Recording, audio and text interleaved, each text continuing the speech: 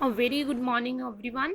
हमारा एक ज्योग्राफी का चैप्टर हमने जो शुरू किया हुआ था रिसोर्सेज, हमारी ज्योग्राफी का फर्स्ट चैप्टर जो था वो चैप्टर की आज सेकंड वीडियो मैं आपको प्रोवाइड करवा रही हूँ। इस वीडियो के ख़त्म होते ही हमारा फर्स्ट चैप्टर रिसोर्सेज वो कंप्लीट हो जाएगा।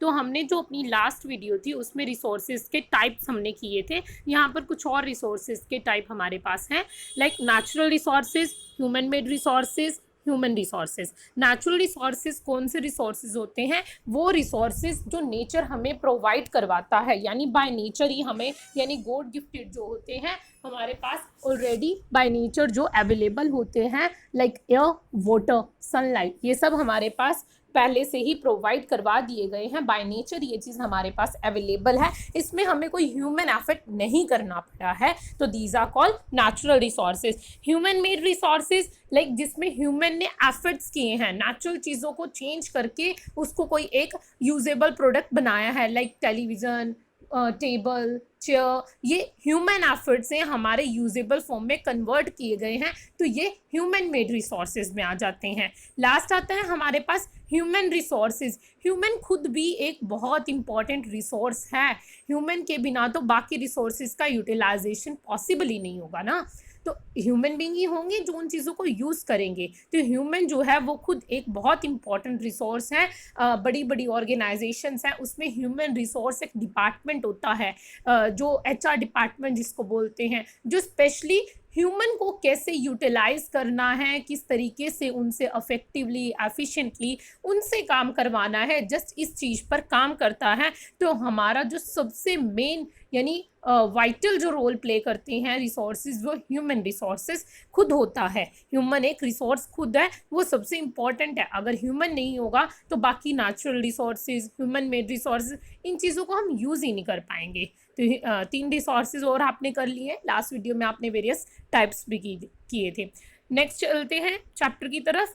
नेक्स्ट आता है कि आपके पास जो रिसोर्सेज अवेलेबल है, कंजर्वेशन ऑफ रिसोर्सेज, उन रिसोर्सेज को किस तरीके से आप अच्छे से यूज़ करते हैं कि वो रिसोर्सेज वेस्ट ना हो। उनका इस तरीके से यूज़ किया जाना चाहिए कि आप जो उन रिसोर्सेज से बेनिफिट लेना चाहते हैं वो बेनिफिट्स भी आपको मिल जाएं और रिसोर्सेज कभी वेस्ट भी ना हो। तो इसीलिए हम क्या करते हैं, careful use of resources, avoiding their misuse और wastage is called conservation of resources.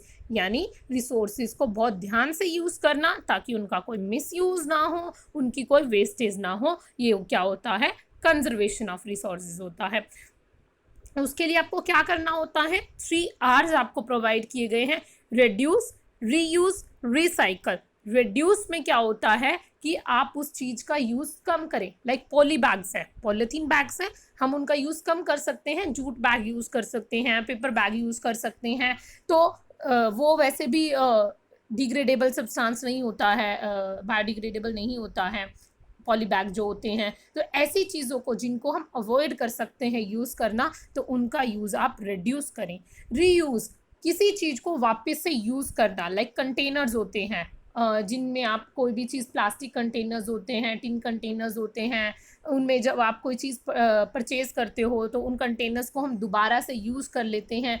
खाली पानी की बोतल होती है, उसको आप रीयूज़ कर लेते हो। खाली शैम्पू का बोतल होता है, उसमें हम ऑयल वगैरह के लिए यूज़ कर लेते हैं, ताकि हमारी ज़रूरत के अकॉर्डिंग हमें उसे दोबारा परचेज़ ना करना पड़े और कम से कम रिसोर्सेज यूज़ हो, बेस्ट से बेस्ट यूटिलाइजेशन उन रिसोर्सेज का हो सके। रिसाइकल, जैसे किसी भी चीज़ को प्रोड्यूस करते हैं, उसको बाद में ग्रैब करके उन चीज़ों को रिसाइकल किया जाता है, दोबारा उन्हीं से एक नया प्रोडक्ट बन जाता है। लाइक प्लास्टिक जो होता है, जो वेस्टेज ऑफ प्लास्टिक होता है, हम उसको सेल कर देते हैं। सेल करने के बाद क्या होता है, वो प्लास्टिक फिर से फैक्ट्री में जाता है, उसी को कन्वर्ट करके नया प्लास्टिक बनता है। पेपर्स जो होते हैं वो भी आपके क्या होते हैं, रिसाइकल हो जाते हैं। फिर वो जब नए फॉर्म में आते हैं तो हम उनका दोबारा से यूज़ कर लेते हैं। तो इस तरीके से हम अपने रिसोर्सेज को बचा सकते हैं, मैक्सिमम उनसे यूटिलाइजेशन करके और मिनिमम उनका वेस्टेज करके। लास्ट टॉपिक है आपका सस्टेनेबल डेवलपमेंट, यानी जो रिसोर्सेज है उनका सस्टेनेबल डेवलपमेंट करना ज़रूरी है। सस्टेनेबल डेवलपमेंट होता क्या है, balance and judicious use of resources. Balance and judicious use का मतलब है कि हमें इस तरीके से रिसोर्सेज को यूज़ करना है कि हम अपनी ज़रूरतों को भी पूरा कर सकें एंड कमिंग जनरेशन के लिए भी वो रिसोर्सेज अवेलेबल हो सके। बिकॉज अगर हमने ही पूरा यूज़ कर लिया तो कमिंग जनरेशन यूज़ क्या करेगी? बहुत सारी रिसोर्सेज हैं जो हमारे पास लिमिटेड हैं। Natural resources like air water ये तो बहुत अबंडेंट में है, पर सारा पानी पीने लायक तो नहीं है ना। वो भी रिसोर्सेज, उसको भी हमें, इसीलिए हमें क्या कहा जाता है कि पानी बचाना चाहिए। बिकॉज जो भी पानी अवेलेबल है वो सारा यूज़ करने की फॉर्म में अवेलेबल नहीं है, वो बहुत ज़्यादा सोल्टी है, वो यूज़ नहीं किया जा सकता है। इसीलिए कहा गया है as to use in a effective way so can be available for future generation. Sustainable development का मीनिंग यही होता है कि आप किसी भी चीज़ को यूज़ इस तरीके से करते हैं कि आप अपनी ज़रूरतों को तो पूरा करते ही हैं, बाकी वो फ्यूचर जनरेशन के लिए भी अवेलेबल हो सकती हैं। तो इसी के साथ ही हमारा ज्योग्राफी का फर्स्ट चैप्टर जो है रिसोर्सेज वो कंप्लीट हो गया है। हमने आपके पहले भी एक चैप्टर कंप्लीट कर लिया था और अब हमारा सेकंड ज्योग्राफी में से भी एक चैप्टर कंप्लीट हो गया है।